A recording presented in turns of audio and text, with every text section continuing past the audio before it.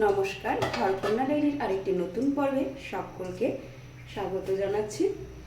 আজকে আমি মুগ ডাল রান্না করব।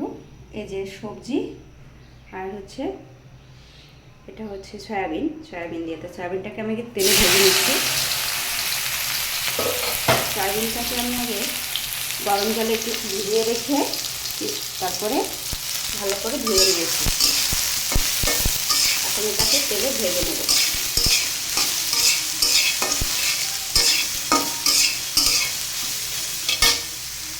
আর দিয়ে দেবো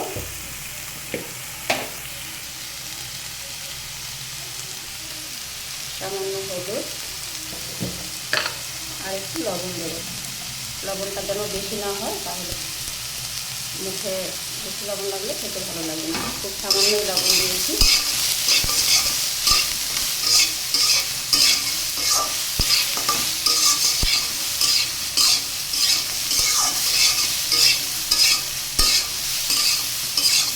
এটাকে লাল লাল করে ভেজে নেব। আর আজকে আমি আরেকটা করেছি পাট শাক ভাজি সকালবেলার খাবারে।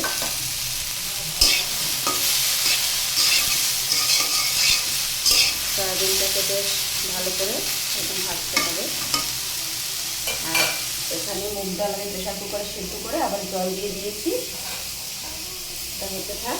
আর এদিকে আমি সবজিগুলি ভেজে নেব। সবজির মধ্যে আমি নিয়েছি মিষ্টি আলু, গাজর। এখানে আমি মিষ্টি আলু নিয়েছি, গাজর আর কয়েকটা পুঁই শাকের ডাঁটা। এটা ভেজে ডালের ভিতরে দিয়ে দেবো। এরকম কয়েক আইটেম দিয়ে সবজি দিয়ে ডাল রান্না করলে খেতে বেশ ভালো লাগে। আর সাথে আমি সয়াবিনটাও দেবো।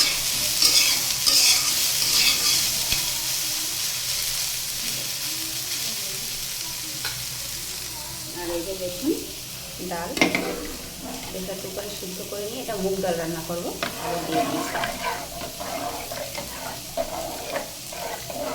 এদিকে ডালের জল গরম হতে থাকবে, এদিকে সবজি ভাজি হতে থাকবে, তাহলে তাড়াতাড়ি রান্নাটা হয়ে যাবে।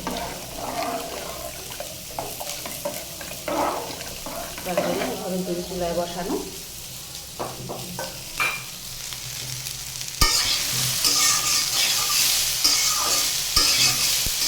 সয়াবিনটা বেশ ভালো নরম হয়েছে।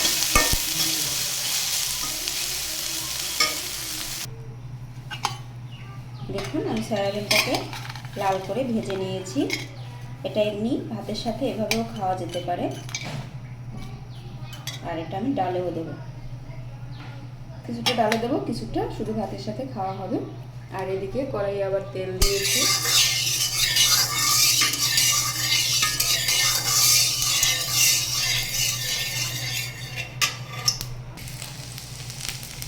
দেখুন, তেলটা দিয়ে নিয়ে আদা দিয়েছি ছোটো করে, আর জিরে দিয়েছি। এবার এটাকে ভালোভাবে নাড়বো। একটু লাল লাল করে ভেজে নিয়ে এখানে আমি এই সবজিগুলো দিয়ে দেবো।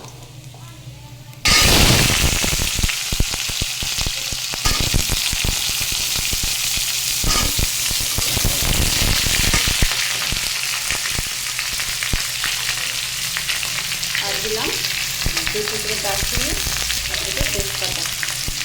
আর ডালের ভিতরে 2টো লঙ্কা দিয়ে দিলাম, আস্ত লঙ্কা।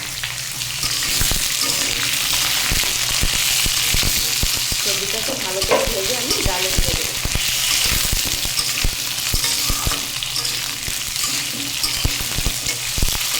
দেখুন, এদিকে আমার ডাল কত সুন্দর ফুটতেছে।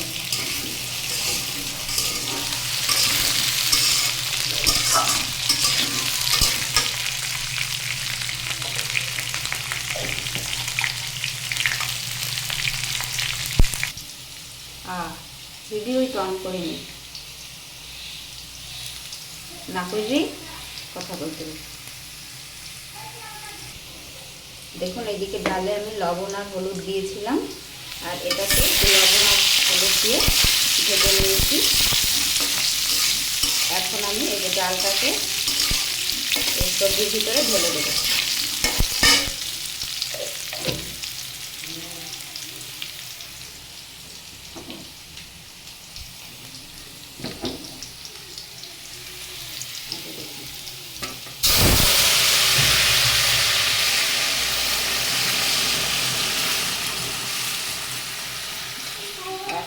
ডাল হয়ে গেল।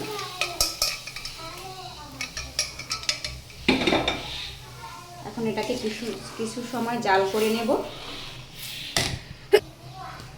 আর দেখুন আমার ডালের কালারটা কত সুন্দর এসছে।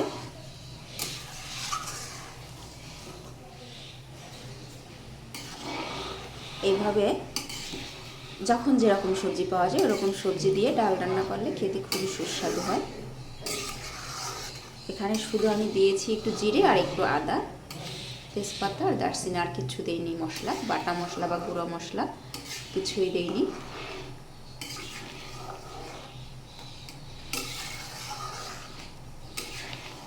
এখন ডালটাকে বেশ অনেক সময় ধরে একটু জাল করে নিতে হবে যাতে ভালো করে ফুটে ওঠে।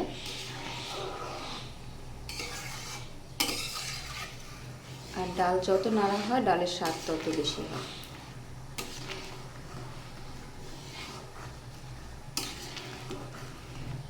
তা আমার এই ডাল রান্না করার ভিডিওটি সাথে আমি এটাও দেবো, এই যে ভেজে রাখা সয়াবড়ি, এটাও কিছুটা দিয়ে দিলাম।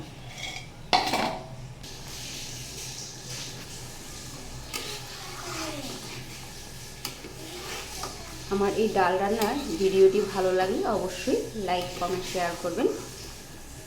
আর যারা গঠনমূলক কমেন্ট করেন তাদেরকে অসংখ্য ধন্যবাদ, শুভকামনা। সকলে ভালো থাকবেন, সবার সুস্থতা কামনা করি। আজকে এই পর্যন্তই। কীরকম হলো আমার ডাল রান্না কমেন্ট করে অবশ্যই জানাবেন। নমস্কার।